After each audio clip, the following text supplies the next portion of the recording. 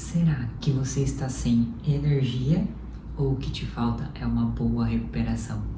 Hoje em dia é muito comum as pessoas tentarem resolver privação de sono, estresse, excesso de trabalho e uma alimentação ruim com mais café. É quase como se a luz reserva do carro tivesse acesa e você tivesse colocado uma fita em cima do painel para não ver o aviso. O carro ele continua sem combustível, você só deixou de enxergar o problema. E eu estou falando disso porque eu percebi que eu mesma estava entrando nesse caminho. Eu estava tomando quase 1 litro de café ao longo do dia, além de 200 miligramas de cafeína no pré-treino. Foi aí que eu decidi dar uma pausa. Não é que café faz mal, muito pelo contrário, eu amo café. Acho que é perceptível, né?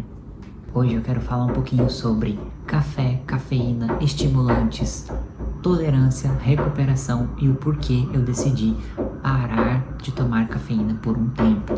Quando a gente fala de cafeína, as pessoas logo imaginam o café, propriamente dito, ou a cápsula de cafeína. Mas a cafeína está presente em muitos outros lugares. A cafeína ela está presente no café, no chá preto, no chá verde, na erva mate, nos termogênicos, nos pré-treinos, nos energéticos, em alguns refrigerantes, e tem um lugar que ninguém parou para pensar, mas que também é muito presente, que são nos remédios, principalmente nos analgésicos. Analgésicos, para quem não sabe, são remédios para dor, ou seja, as pessoas estão consumindo muito mais cafeína do que imaginam. Agora vamos entender por que a cafeína funciona tão bem. Durante o dia, o nosso cérebro acumula uma substância chamada adenosina. Pense nela como um marcador de fadiga. Quanto mais tempo a gente passa acordado, mais adenosina a gente acumula e, consequentemente, mais sono a gente sente. A cafeína ela tem uma estrutura parecida com a adenosina. Então, quando ela entra no nosso corpo, ela compete com os receptores de adenosina, impedindo temporariamente que o nosso corpo perceba os sinais de cansaço e de fadiga. Um detalhe importante, a cafeína não é capaz de produzir energia, ela apenas reduz a percepção de cansaço. E, inclusive é por isso que ela é uma das substâncias mais estudadas no meio esportivo. E quando a cafeína é usada adequadamente, ela pode melhorar o foco, melhorar a concentração, aumentar a atenção, melhorar o desempenho físico, aumentar a resistência e também reduzir a percepção de fadiga durante o treino. Entenderam por que ela é considerada um recurso ergogênico muito eficiente? Ou seja, o problema não é a cafeína em si, mas o excesso dela. O nosso organismo ele é extremamente adaptável e quando a gente começa a usar doses elevadas de cafeína, ele começa a desenvolver uma certa tolerância. Então aquela dose que antes fazia o efeito, agora não faz mais. E aí o que a maioria das pessoas fazem? Mais café, mais pré-treino, mais termogênico, mais estimulante. E aí chega um momento que a pessoa não está mais tomando a cafeína porque ela precisa da cafeína, mas sim para não sentir a falta dela. E foi justamente nesse ponto que eu comecei a refletir sobre o meu consumo. Por que eu estava consumindo tanta cafeína assim?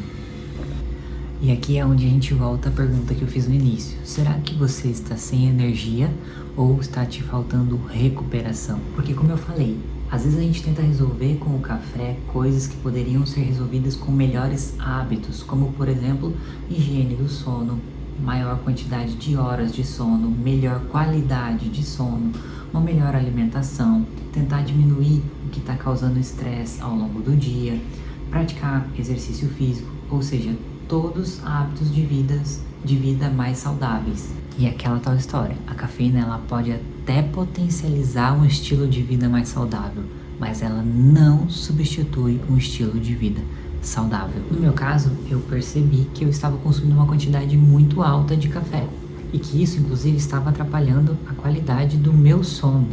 Sim, estava atrapalhando a qualidade do meu sono. Não é que eu tinha dificuldade para dormir, mas sabe aquele sono profundo em que o nosso corpo realmente faz todo o processo de recuperação?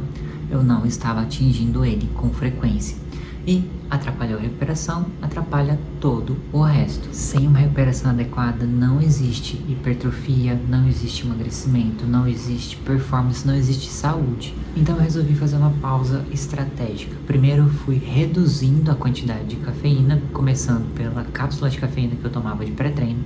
Depois fui diminuindo a quantidade de café que eu tomava ao longo do dia, até que eu fiquei 2 dias inteiros sem tomar nada de café ou de fazer o uso de cafeína. E sim, foi péssimo ficar sem cafeína. Tanto que eu tentei fazer isso durante a semana, mas devido à correria do dia a dia, eu acabei desistindo e me programei para fazer a retirada completa da cafeína no final de semana. Por quê? Porque senti todos os efeitos colaterais possíveis da falta de cafeína, principalmente enxaqueca. E quando me dá enxaqueca, gente, eu fico com uma dor de cabeça assim forte a ponto de não conseguir abrir os olhos, de não conseguir olhar para a claridade.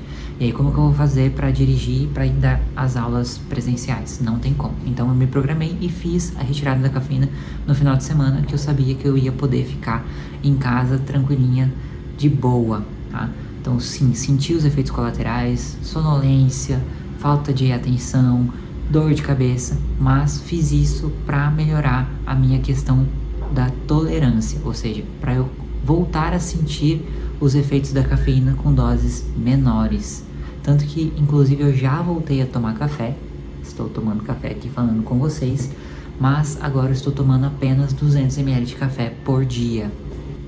Então a minha ideia com esse vídeo não é falar para você parar de tomar café, até porque nem eu parei, mas para você ter o bom senso de saber a hora de diminuir e a hora de dar uma pausa, para que você possa ter somente os benefícios da cafeína e não os malefícios dela no longo prazo.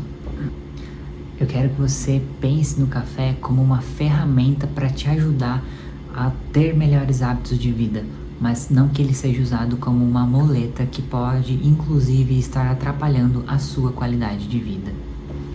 Agora me conta aqui, você é fã de café? Quanto de café você consome ao longo do dia? Você toma café porque você gosta ou porque você necessita? Comenta aqui.